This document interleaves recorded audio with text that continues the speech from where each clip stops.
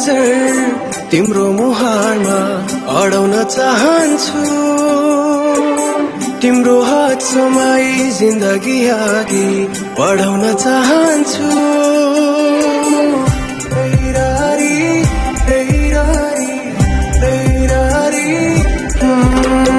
मेरा नजर तिम्रो मुहारमा अडाउन चाहन्छु तिम्रो हात समाई जिन्दगी अघि बढाउन चाहन्छु दुःखको काँडा उखेली फलाउँला सुखको खेती गरौँ